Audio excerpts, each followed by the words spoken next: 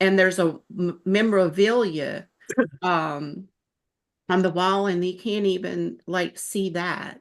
So Hey, what do you tell people? What can you say?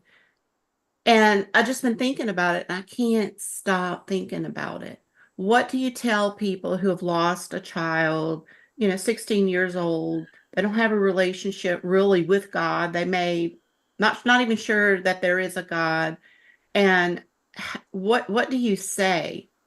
And I know that I believe that you can't heal and you can't get past the grief if you're holding that in and you won't go by the cemetery. What does that tell you? That if you won't go by the cemetery, you take a different route so you don't have to pass in front of it. You don't want to even look at the wall that's got her pictures and her stuff in your house.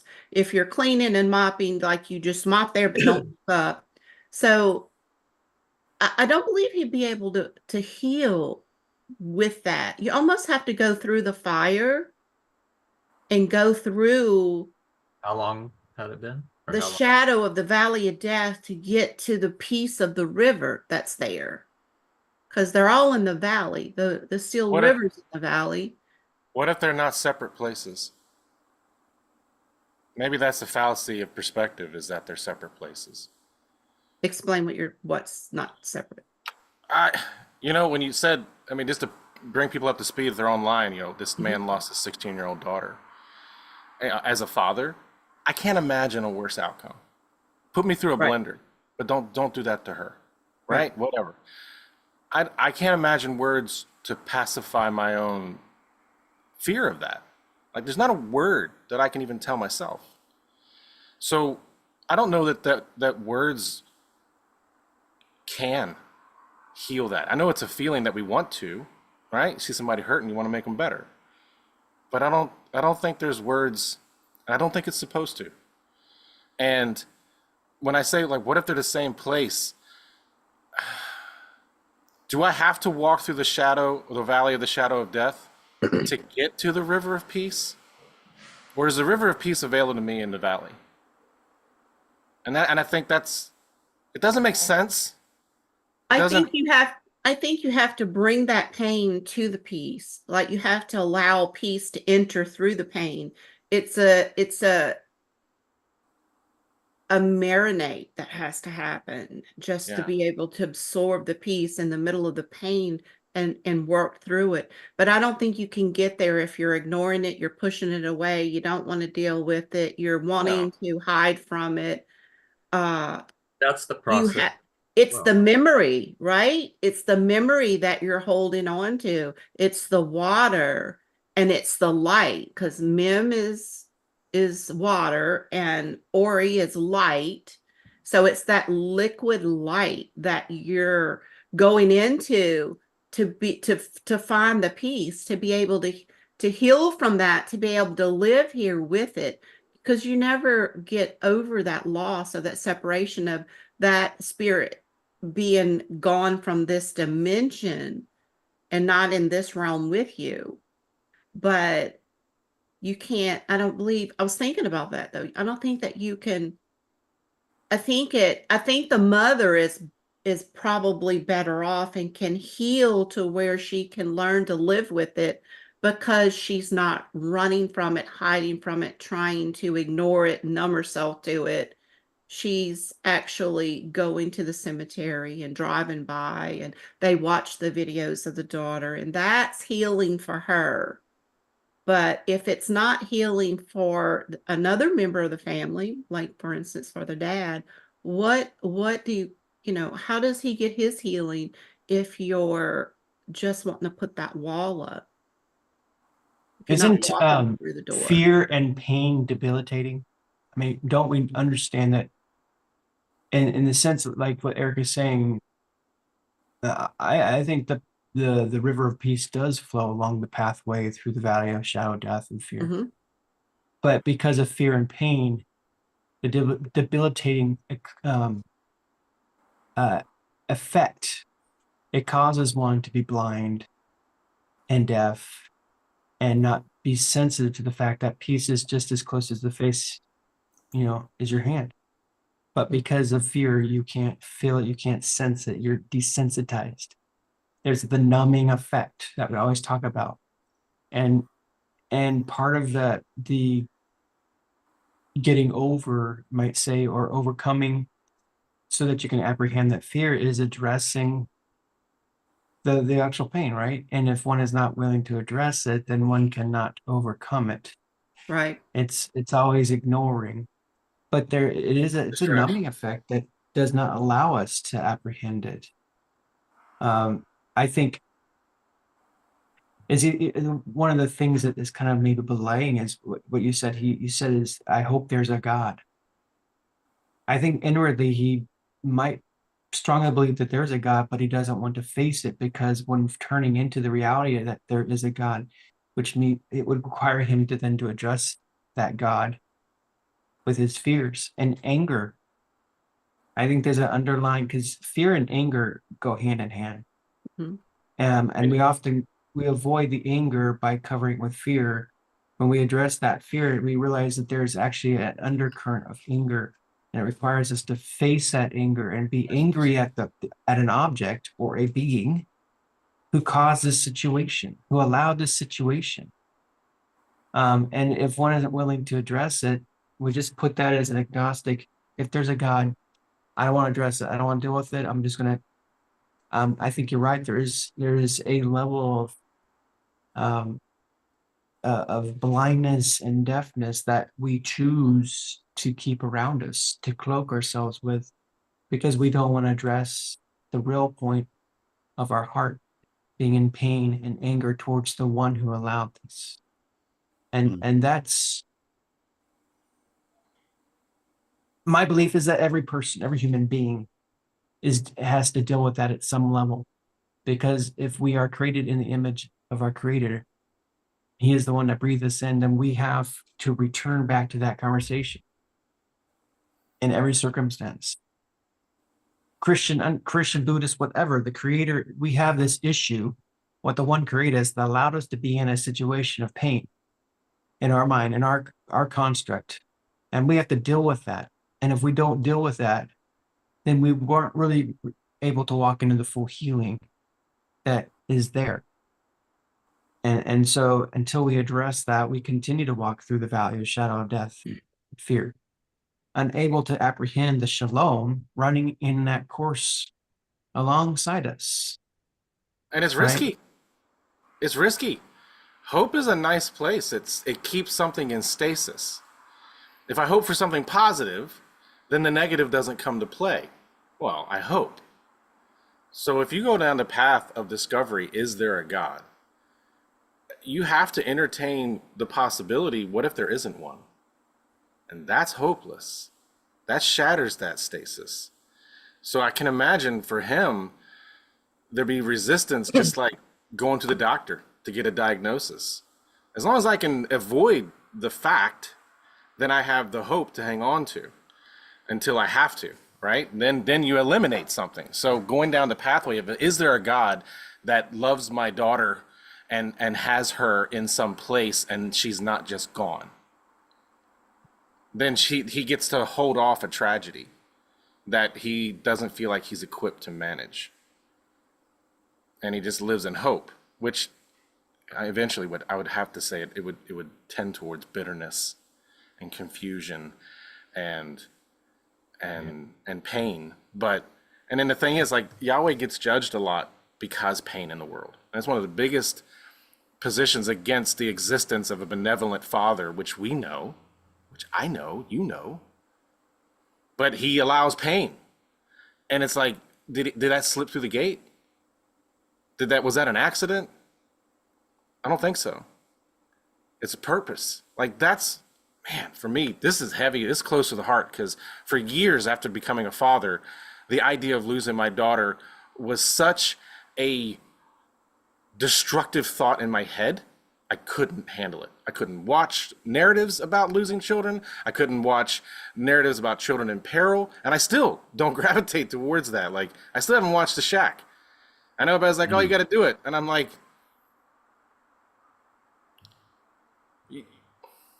Yeah.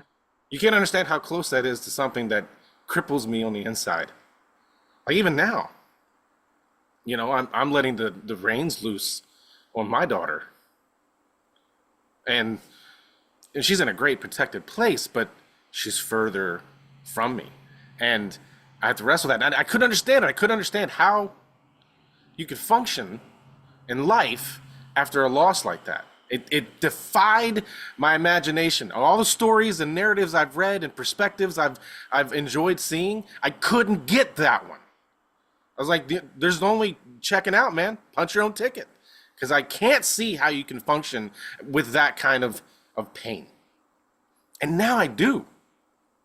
Now I do. It's like, okay, somewhere in that is a treasure of relationship that is available between me and my father. And that's it. You know, I like, Lord, let it not be so. I never want to deal with that. I never want to. But there's something so precious in it that he allowed it to infect an entire reality. There's something so precious, so needed, so powerful that he allowed it to come into the lives of all his children. Like, what does that mean? Like, he didn't just accidentally, or this isn't an enemy at the gates. I mean, death kind of is. I don't know if I'm just thinking out loud, but he doesn't want you to hurt, but he wants you to heal with him. Right. Even now, I hear those words and I'm thinking, you know, if I'd said that to myself 5 years ago, I'd be angry. Like, what a sadistic, masochistic, horrific thing. If you love your kids, you want to protect them from pain. And it's like, nope. Somehow that's valuable in Yahweh's economy in dealing with his children. So valuable that he's willing to let them hurt. I don't know what that means. Well, talking about the shack, I was thinking this morning or either last night, I think I want to rewatch. I think it was this morning. I said I'd like to rewatch it, but I'd like to fast forward through the first part and just get to where he's at the shack with Yahweh. Get to the good stuff. Because Eric, I'm like you. I don't want to watch that first part. I don't want to watch her go missing and the pain of that. You know, that hurts a human being's heart. Yeah. Watch that. And I realized there's nothing that I could really say that would help bring peace to this man. But I do realize that that was a divine entanglement. And I was there for something, but it caught me so off guard that I said a few things, you know, when I said, well, she wasn't alone. Yeah. Jesus Yeah, was with her. just being seen. Right. So there were Like some things that I did be seen. say, but I keep thinking about it and I keep asking Yahweh, what could I have shown from me out of me that was you that could have Right. planted seeds or helped him or made a light go off for him to be able to start entering a healing process? Because he opened up to me to tell me, but also when he said, my wife cries at night so bad that and hurts that the bed shakes. Mm. And I cry, but she doesn't see me cry. So she doesn't know he cries. Mm. She She probably needs knows, to. but he's She not needs to. voiced that to her and verbalized it. But he said it to me.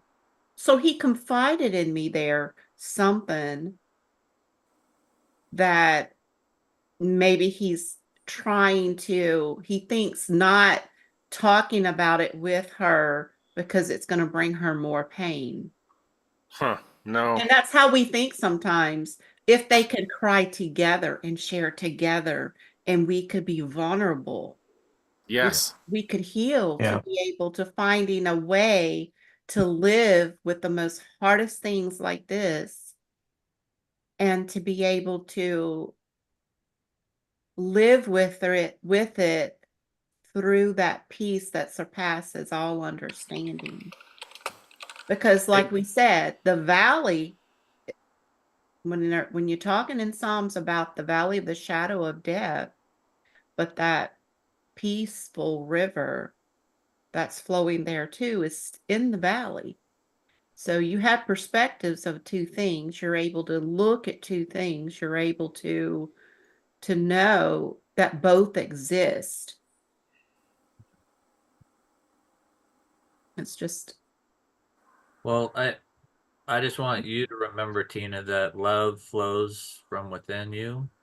right, And so even though you may not have, felt like you did something, love was coming out of you and expressed. right, So even though you may not have seen it from the outward, what's going on in that exchange in the unseen realm was probably more powerful than what you were seeing on the outside, right, because that is what he's protecting, is the outside appearance. I'm not going to allow myself to be seen crying and being vulnerable.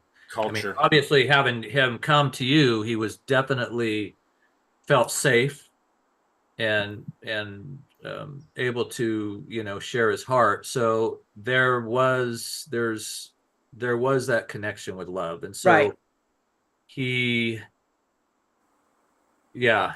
So I mean, even, continuing conversation, there may be some of that, you know.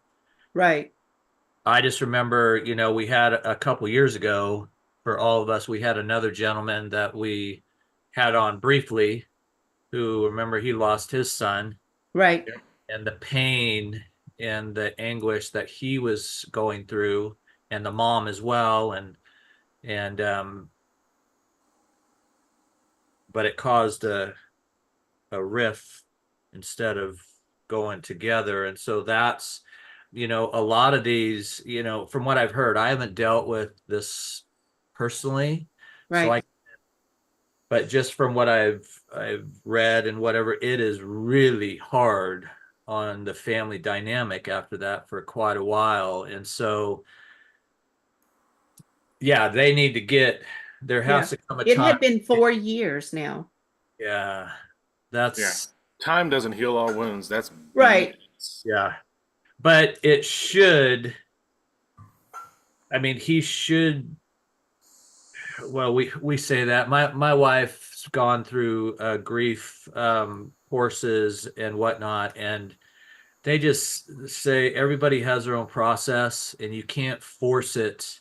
I mean, Nope. I talked to so many, well, over the summer, um, my wife and I had some really good opportunities to talk about this, um, in a sense of, relatives passing away and moms passing away and parents passing away, and how hard, just the healing process it is for the children, or us, if um and the process, everybody's different. And so, I mean, seeing my parents, my dad's sister passed away, while we were, with them in uh in California, just this last month. And it's his older sister, and she was supposed to, she was one of the longest heart transplant patients in the world. Hmm. And I mean, she's lived a full life. I mean, my parents are 75, she was close to 80. So, but when it happened, my dad didn't show any. I mean, we knew they were sad, and mom and dad went out, and they, were actually on the phone talking to family members and stuff. But dad, is not one, or at least my dad is not one, to show too much outward, emotion as far as that. I don't see my dad cry very often. I know my dad, over as the older he's gotten and the understanding of it's okay to show your emotions, he does. And so we saw that, but it was just like he, almost put it aside so he could hang out with the family and the grandkids and whatnot until, they had their moments, together. But um, I mean, yeah. I mean, for me personally, any deaths that I've been had to deal with and whatever, I mean, it's a hard cry right off the bat. I just, man, there's my heart just like inside out cry. And then from there, this is just in my experience, it's a lot better for me, you know.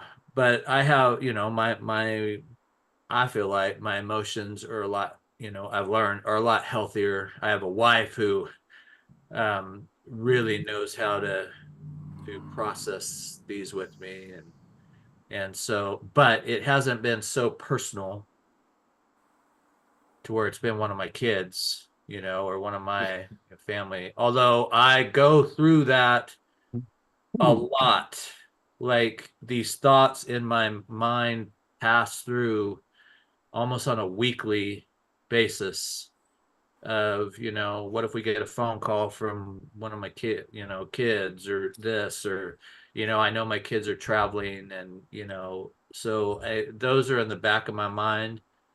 I don't necessarily shove them down, but I just have to give them to the Father when those come, because I feel the pain. I feel the loss. And that's not even, hasn't even happened. And so those are like, I just got to give them to the Father and go, yeah. I think what a lot of you hit on is the fact that we can't stay isolated.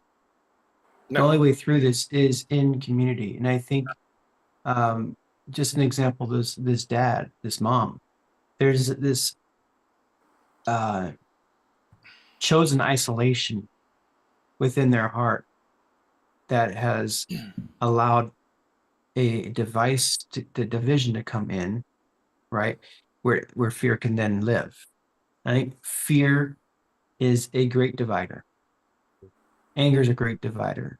But in this regard, with fear, we see that when we get fear, we want to pull away and feel like we can deal with it ourselves. Reality is we don't deal with it ourselves. We actually go deeper into the rabbit hole of fear. We allow the imaginations to be taken and captured by fear, and it continues. The only way that I've ever seen to successfully get over my fear and move into healing is to actually open my mouth and Yeah. be vulnerable with the one that's closest to me.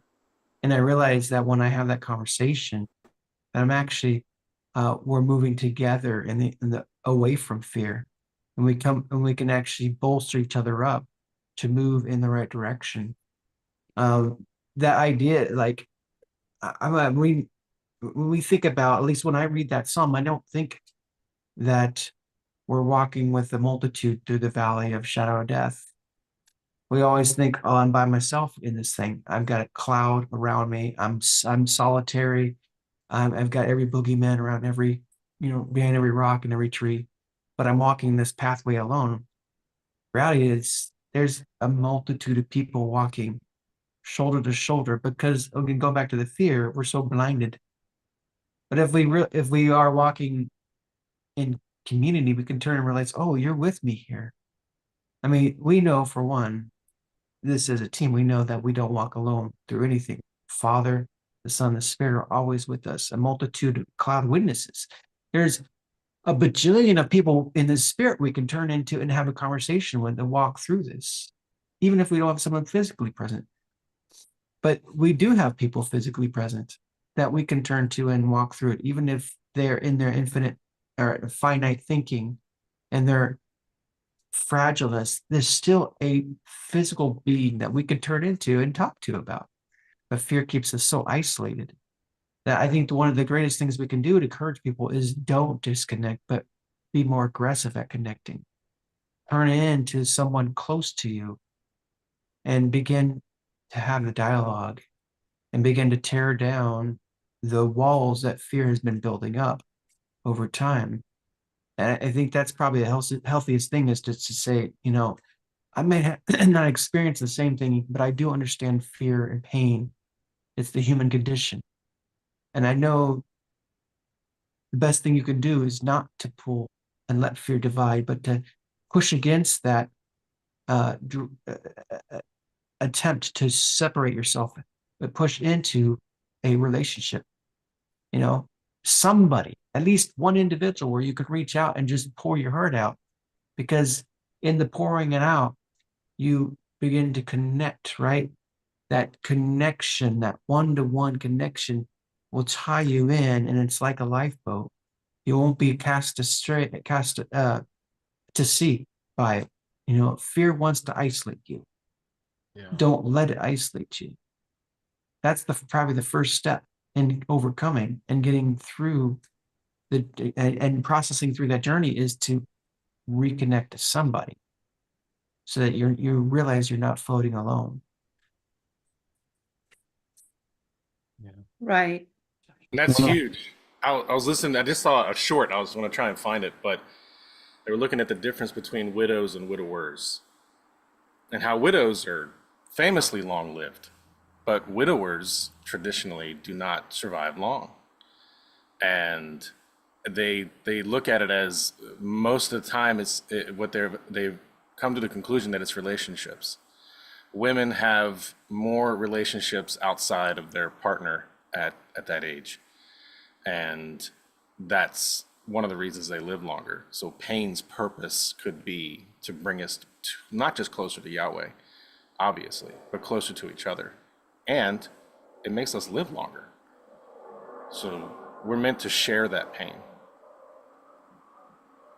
I think one of the things that I don't think we have a perspective about death.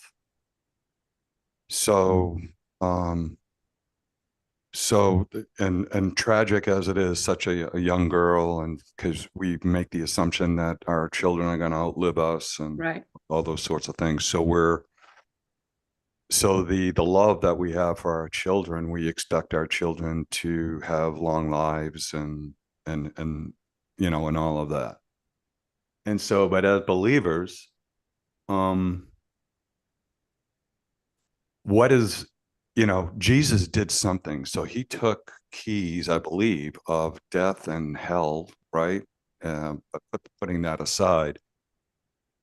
So when his daughter transitioned, we know, her her body had a cessation of life, right? So, but instantaneously, and when Tina, when you said that she wasn't alone, of course she was not alone. And did the angelic realm, pop her out of her body that she was, you hear all these NDEs. So you have to, so for us as believers, she immediately came into this realm of love. So we know what that realm is like, what that feeling must be like.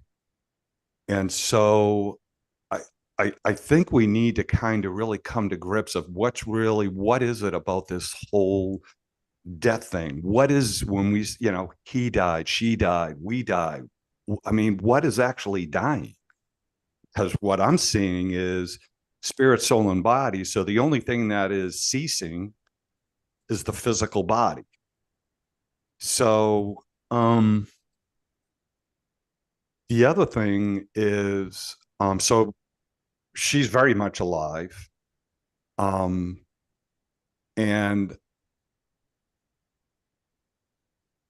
the cloud of witnesses, one of the things I've been, we engage when we engage the realms, right? I mean, the angelic and whatever is the Godhead and the, you know, the four living creatures and the 24 elders and the seven spirits and the cloud of witnesses.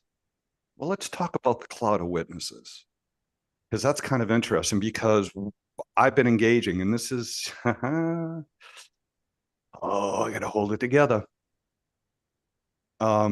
So is it not a true statement that our unique bloodlines are part of the cloud of witnesses? I would say yes. Okay. So if our individual unique bloodlines, why, when we engage, however we engage with the cloud of witnesses, and I'd be curious to hear from you guys, is I've always had to keep at bay my son that passed, as you guys know, 18 months, and he's good. And so he's been there for quite some time, since 95. And so I know he's part of the angelic. I also know he's around me, his dad, and yet I have to be cautious, or I have been, but I'm unwinding. Why can't, if we can engage the cloud of witnesses, then why can't I engage my boy? Why can't I engage with my mom? Why can't I engage with my sister that passed at 42 in a 5 weeks notice, stage 4 bone and lung cancer? Devastated my dad. My dad today has processed losing his wife a year after he lost his daughter. And he absolutely knows today that they are okay. That to me is a miracle. And it's taken him a long time. And it's interesting that you guys brought up the shack, because that was the gift I gave to my dad when he was going to take a journey after my mom had passed. And my mom and dad had a commitment to go and fly out from the East Coast to the West Coast to do a celebratory thing with friends of theirs. And I don't know if it was a matter of weeks, but my dad decided to go on the trip. Obviously, my mom had recently passed, and he went on that journey and flew from the East Coast to the West Coast. And at that time, the Lord said, give him a copy of the shack, which I did. And I wrote something on the front cover. I don't even know what I said, but I know he still has the book. He read the book, watched the movie. He had a couple of supernatural encounters, but this process took some time. And little by little, so he is not afraid of death. He knows it's all good. And so that's possible. But I think we need to get a grip of that death is not the end. So this physical body, your soul and spirit is immediately having an experience that you're not looking back and feeling sorry for those that are here on the earth. So it's almost like his daughter would be say, hey, Dad, I'm good. It is amazing here, Dad.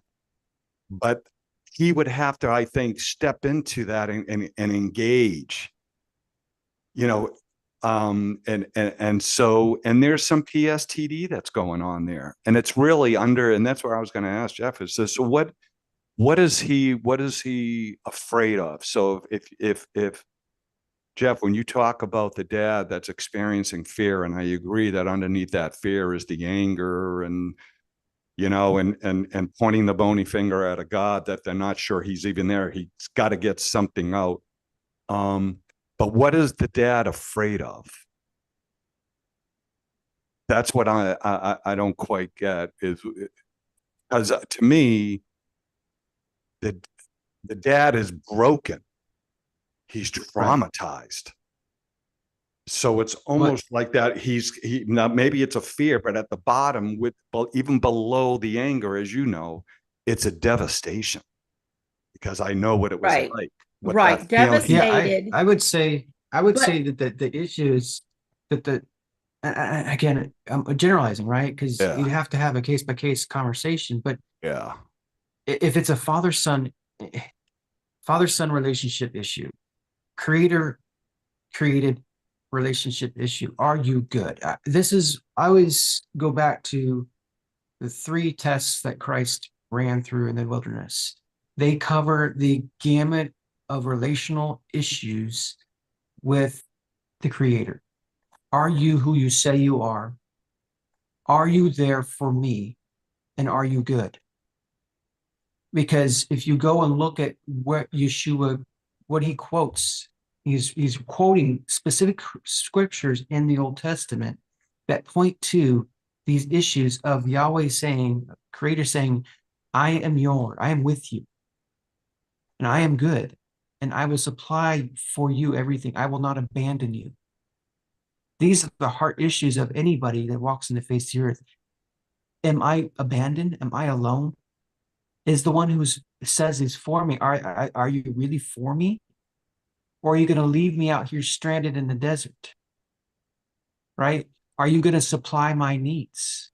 This, a lot of times, I think our fears are woven in the fabric of our childhood of an insufficient example of those three things in our lives. Because we feel in the structure of our being the disconnection that we had with the garden, where we lost our covering. We lost our limited resource. We were booted out in our mind from these things. And as a species, we've been struggling to reestablish those things, the covering, the resource, the love. So when those things come up where they are in our face that cause us to fear, we constantly reach back into the core, the child of our being, and I say, uh-oh, uh-oh, these things are being questioned again.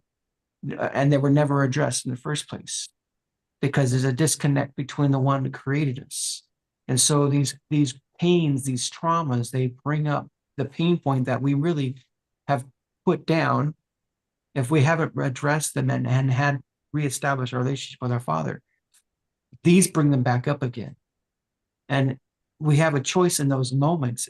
As painful and devastating as those pains and those hurts and traumas are, they are an opportunity to face the circumstance that has been a severed relationship from the beginning. And we have the opportunity to say, oh, this time I choose to lean in and define this relationship and reestablish it, and to get those three pain points answered. Are you good? Are you for me? Are you with me? Mm, And good. if we choose no, then we go back into the desert again. We go back around the mountain again. And Yahweh in his long suffering and lovingness continues to go with us, waiting for the next opportunity to reach out and say, are you going to take this opportunity? It's not like Yahweh is sitting out there throwing bricks at us. Maybe this time the kid will wake up. Maybe this time he'll look at me. Mm, Just walking through life, we know that things just devastate. We walk through life and we face challenges. And he's there, shoulder to shoulder, saying, okay, here's an opportunity. You going to let this one take us apart again, or are you going to we're going to lean in mm, and actually heal this situation? So for him, as devastating as it is, it's an opportunity for the father to turn and as a son and say, hey, daddy, where you been all my life?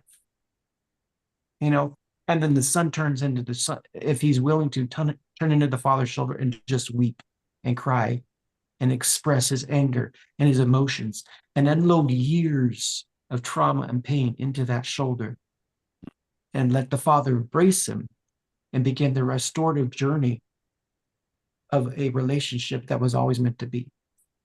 So the father losing the daughter is traumatic, but not more traumatic than the broken relationship that the father and the son have. And so the father would use the opportunity to say, son, come back into my heart, come back into the fold, come back into my covering, come back into my resource. I am good. I am for you, and I am with you. That is I think this is the beauty for us as sons who have restored that relationship and are working, is to say, hey, I understand your grief and your trauma, and I know a way through this. Better than that, I know a way to come back into who you're supposed to be. And as sons, we bridge the gap like our brother did for us and say, hey, I'm here for you, but I want you to connect back to the one who's actually here for you, the one who's been there through every pain and suffering from the moment you stepped into this earth, begin to breathe air, that child trauma, that adult trauma can all be dealt with. I want to reconnect you.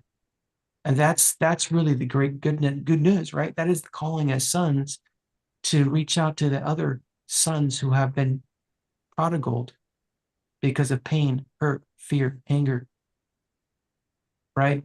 And say, hey, we don't have to stay here anymore. Let's take this trauma, and your daughter's in his embrace. Your daughter is cared for. Let's care for you, right? I think that's really death is basically saying this person is out of my connection, physical connection. So what am I going to do with me? I think death is a reminder when we lose someone we love, it's a reminder of our own disconnect of a greater loss, which is our relationship. And it provides an opportunity. This is why a lot of people will experience a reconnect, a revival of their heart. Not everybody, but a lot do with their creator, is because it brings a poignant moment in their life to say, oh, wow, there's something that's been just someone's so traumatic of severing, but it shines a light on a greater severing, which is that relationship with their creator. And it provides an opportunity to turn back into that relationship. Get the healing for one. Yes. Amen. Definitely. But most importantly is the reconnection to the life and love and resource and the covering that was ours and as part of our inheritance as a species to be under him again, in him, and entangled in this love. That's really the greatest opportunity in these traumatic experiences. Well, And healing is just part of that benefit. let me also say too, as we all know, when we deal with our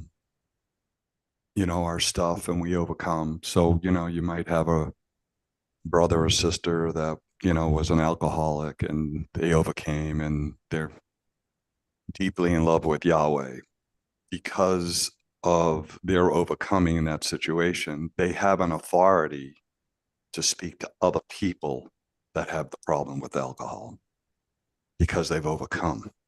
So for myself personally, because I've gone, when you don't know what I'm going through, oh, oh yeah, I do. Right. So the fact that I've come through and overcome to know that my son is absolutely okay and it's all good. But what's interesting too is the Lord gave me this revelation, and I gotta go or I'm gonna lose it, right? Is the Lord says, hey, Boston C, I know how you feel. Right. So for anybody that's lost a child, that's absolutely all good, right? The Lord's saying, hey, I know how you feel. Yeah. Because I went through a little thing with my boy as well, too. And when you get that revelation that of those that have lost a loved one, we have a unique relationship with the Father in that way. So if the dad can process and get on that journey, get on that path, ultimately, one of the things is that when mom and dad overcome that loss of their daughter, there's a greater thing that's going to come out of it when they overcome and get to that point. And not overcoming, you never get this state of perfection, but you guys know what I'm talking about. The overcoming and the healing of your heart. When you get to that place, the Lord is going to give you the ability to help others that have lost a child. And that's the beauty of the tapestry of our lives and the unexpected things that happen and just continuing. And you spot on, dude. Are you for me? The answer is yes. Are you good? Yes. And all of that helps kind of sort out even all the stuff that's going on below the sun. Right. It's The just, drag out, the yeah. drag out wrestling that Job had with God is a long, prolonged story Yeah. of this very thing. I mean, okay, he lost everything. He lost his kids, right? Mm-hmm. And the majority of the book is about him dialoguing and just wrestling with Yahweh with these concepts, right? The beauty is, and I've heard some people say that the latter portion of it was added to make a good ending to the story. Who cares? The reality is that that is a truth that when he says, I turn make all things for your good, right? It doesn't mean you're just gonna dust it off and you get some battle scars and just go through life again. No, no, no. He intends to when he restores, restores bountifully and abundantly. And the return that he puts back into you is not just to like heal the wound, it's to take it beyond that into a significant glory that um, turns the whole intention of the destroyer on its head, reversing the effects, and not just reversing, but going even further in to the enemy's camp, the old wineskin, to take back sevenfold, 60, 30, 400-fold, whatever.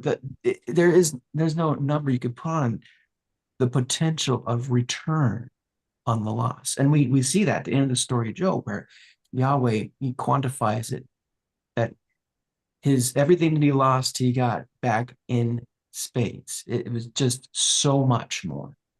That's the intention of our Father's heart, to love on us, right? Prodigal son, put a robe, put a ring on, and feast. Not only am I just bringing you back in, but I want to lather you up with my goodness. That's the intention of the Father, is to take all of the loss, all the pain of your life, and lather you up beyond just recompense and go beyond it so that you're overflowing with goodness, overflowing with love, because you see that he has not just met your needs, but then he has gone far and beyond your wildest imagination. That's the intention of our Father's heart. And that's so when we just in the beginning of healing is just like the threshold into that. You turn into my shoulder, bring the healing. Now let me open up my kingdom to you and my abundance. My covering includes all of this stuff. And I want to bring you into all of that, not just restore what was lost. I think that we get so big on, in growing up with the church, it was just, we spent so much time about healing and just restoring what was lost. And we feel like, okay, that's enough. I think I got my $1,000, repaid, or I got another child, or whatever it was that we in our minds think was recompense for that loss. And we just stop there when he's saying, no, no, no, no, no. That's not it. You don't understand what I intend to do for you. I'm not just here to give you back what you lost, what was stolen. I'm here to unfold my kingdom for you and my abundance. And I want to lavish upon all my children my goodness. You won't be able to contain. I mean, the Psalms are filled with language like this abundant, lavish goodness that you cannot contain, that you well up with joy, tears of joy, because of goodness that rolls over you like an ocean when he comes in like a flood and embraces you with his love. This is what we can expect from our Father when we go through a loss, we go through a trauma time, and we turn into him, is to take that and turn it not just for good, but for overwhelming goodness for our souls and for our bodies and for our relationships. This we can test him by in this goodness that he has. We don't, and I think we still in that poverty mindset with relationships. We think, all right, you love me and you're good, because we just don't get how good he wants to be towards us. I think one of the beauties of what Justin Abraham speaks about so much is this lavishness of goodness of our Father. You don't get it. You think you got it, and then he does something more, and it's so much more. We don't really understand how much he wants to lavish us beyond just healing and restoring. To the point, I think, where we don't fully forget, but man, the overwhelming goodness, uh, it's a tsunami compared to the traumas of our life, because it inundates our mind. It changes us physically, not just mentally and emotionally, but physically. And we walk out the other end of it just as if it, not as it ever never happened, but the overwhelming goodness makes it pale in light of his faithfulness to us and his loyalty to us. That's another big thing about, and we're almost done here, that the Father's been speaking to me about the loyalty. Um, we always talk about being loyal to him. We don't realize how much language, and I challenge anyone to go and to see how much language is used towards his loyalty to us. There's so much language in there about how he wants to be our God, our Father, our covering, that he will be loyal to us. An angry God, as the destroyers would want us to think, is someone who's demanding loyalty to us, to him. Unless you're loyal to me, I will strike you down and smite you. Right? And there's lots of language that was focused on and intentionally by those who would seek our destruction, Yep. so that we would say, severed from him, I'm not going to swear allegiance to you. How dare you, A require father my who needs loyalty? appeasement. That's almost Right. makes him fragile. He needs We don't appeasement. talk about his abundant loyalty to us. Yeah. The fact that he's walking shoulder to shoulder with us through the valley of the shadow of death, he's watching us suffer. The long suffering enough that he watches, endures with us. By the way, he's not just standing Feels there, it with us. emotional. Absolutely, he's walking with us in it. Feels it. Who would want to do that? Do you? I mean, at some point, when you're walking with someone, the burden of someone else's trauma gets so much you have to pull away. Right? And you're like, I need a break from so and so. I love them, but what they're under is just too much for me. Right? I don't. Maybe I'm speaking for myself, but there are times that I've been in relationships where I'm like, I need a break from someone talking about their trauma right now because I can't handle it myself. Yeah. And yet, Father does it with every single person on the face, 8 billion people. He does it right there in the thick of it. He bears it all. Talk about loyalty. That's loyalty, because he is intent. He's got his eye on us at such a degree, the intensity, because he's looking for every little blink of the eye moment to turn it into an opportunity to pull us back into him.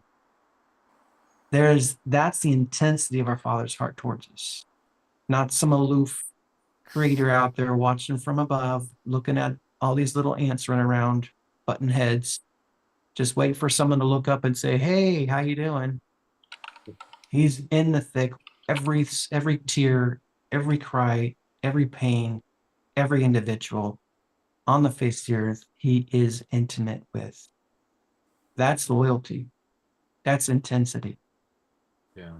And as It's a soon as big someone deal. says yes, It's a big boom, deal. he's on it. Yeah. One last thing about that, because that's a big revelation that I need to kind of chew on, and how the Lord, because you've been saying this, talking about his loyalty towards us. And I've been taking care of my daughter's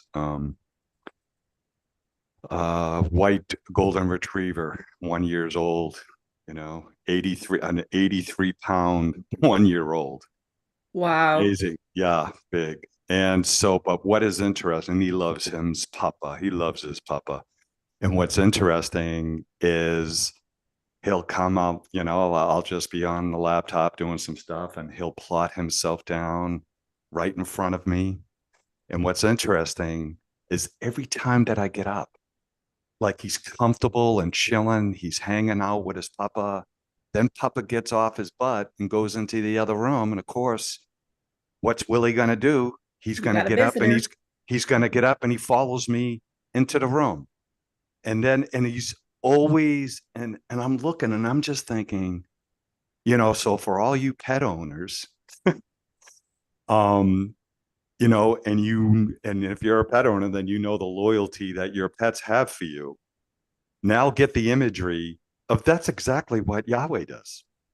When you get up and go to the other room, He's there. he's there. He never leaves us or forsakes us. Right.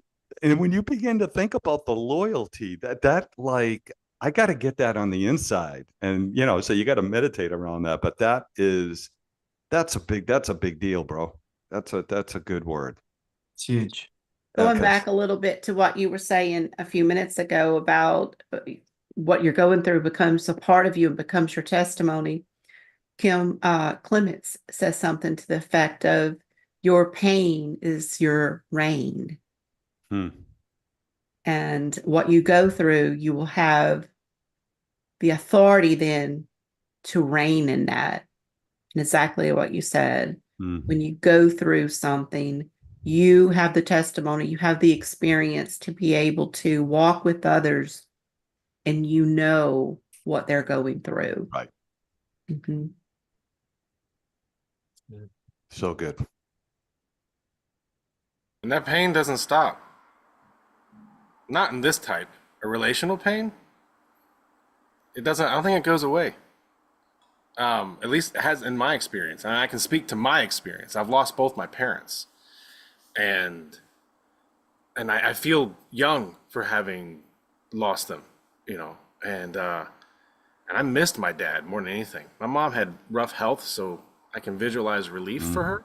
Mm-hmm. But with my dad, I don't know. And I feel alone a lot of times. Like now I'm at the head of something I wasn't prepared to be at the head of. And so there's a bit of like, hey, I don't know if I'm ready for this, but then just missing him. And now I lean into that pain. It's good. But isn't okay? And I know we got to It's good. wrap. I We got miss to him. wrap up. But Dad's part of the cloud of witnesses. Sure. So we can engage. Hey, here's the thing. And going back to my bloodline, I'm spending more time engaging my mom, my sister, my son, my grandparents. That their pictures are burned in my brain that I never knew, Yeah. and my great grandparents. I have their images in my brain. And so do we have the ability to go and engage and just, honor Talk to him. them and all of that? Oh Because yeah. they're not dead. That's the No, thing. they're not. They're alive. They're Right? absent in a very real way, Yes. right? That's Yes. undeniable. And Undeniable. right, but at the same time, I talked to him. Yes. We even gotten some answers from him. Yes. Like, how did you do this? You talk to dead people? I No, I do. talk to the living. And like with my dad, I was like, how do you do this? How did you face all these things and stay like you were? And he's like, I was afraid too. First time something comes up in my life, I was afraid. And we live in a culture where he's not allowed to show that, but it was there, and that was very comforting to me. But the pain is sweet, like I drink it. It's different. And I don't want it to go away. Not that pain. But I know that sounds weird. There needs to be another word for it. It's been converted into something that is additive and not subtractive. Joy of the suffering. Joy of the suffering, meaning an intimate sharing of something unique unto yourself and another. And you're able to, it's a quantum entanglement that is unique unto that moment. This is why I think when Christ says that we share in the joy of his suffering, this is that, no, we don't enjoy the suffering. That's not what we've talked about. It's the intimate entanglement, a relational dynamic that is unique to the two individuals involved because they share something unique. We talk about men who go to war together. You can't talk about anything else or anybody else, but I can talk with my brother at arms from something we experienced 50 years ago. because we Yep. had quantum entanglement and something so dramatically that affect me, all my being at one time. You share in that joy. There's a joy in that sharing of that communication, that connection. It goes beyond language and emotion. It does. It's a spiritual, deep connection. And I think that's the sweetness you're talking about. But it doesn't make sense to try and put language to it and say you love to be in trauma. You loved the trauma. No. No. And you can't communicate it unless you've walked through it yourself with Mm. somebody. But that's what that is. And this is what we can have with Christ, Yep. is And that enjoying word that sharing. died is such just, it's not a good word to use. I'm trying to get into the habit of saying transferred because that's what they're doing. They're transferring this realm for that realm. There's True no story. dying. Sure. They're True story. alive. True And story. dead just Yep. seems so final and it's over Yeah. and done and that's it. Yeah. But he, he did say that he wonders since she kept dying, transferring and coming back, transferring and coming back, that there's the possibility of that he realizes maybe she chose to stay where she was. And so I thought that was a pretty healthy thing for him to say, what if she chose to just stay? She chose to be there. And I'm like, absolutely, So good. absolutely. And So good. But there's I a pain believe in that that there'll too. be quantum entanglements again with him. I'm asking for it. I'm asking for it because I want to speak to his heart and I want to speak to that. I'm a little confused on where we're going with in grief. It's grief that I see, not fear. And I know we're out of time, but yeah. Well, that's okay. Like like where the fear falls into the grief. I call it grief, but y'all been saying fear. So how's Jeff saying it's the fear? I don't know what he's saying, but to Yeah. me, it's the fear of the permanence of something, Yeah. the fear Okay. of right. Because Yes. like when you hold things out as possible, they don't they don't have a determination. So as long as I don't face it, there's a possibility it's not as bad as I think it is. So the fear is under a fear of understanding, the fear of determining, and the fear of facing something bigger than myself. Yeah, You the know, fear of being afraid of, especially if you don't have a relationship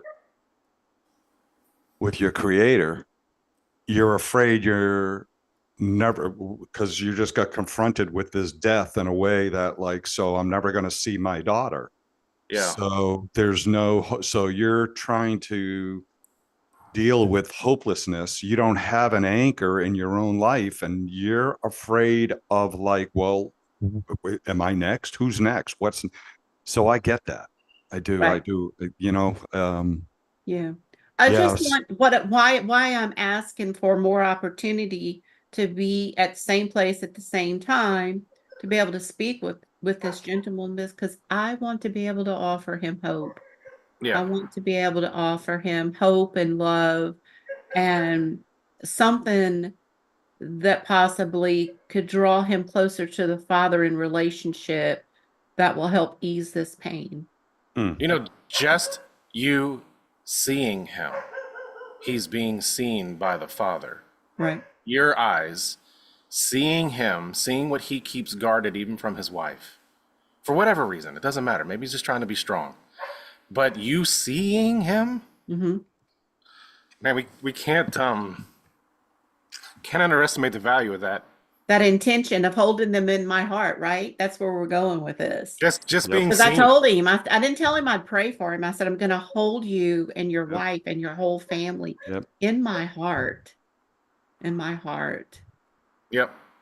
And I'm sure he didn't understand that, but He knew something's good about that. Yep. You could speak in a foreign language. Doesn't matter if he understood a word you said, Mhm. but his soul knows he was seen. Yep. Yeah. We still live? Yep. Yep, we are.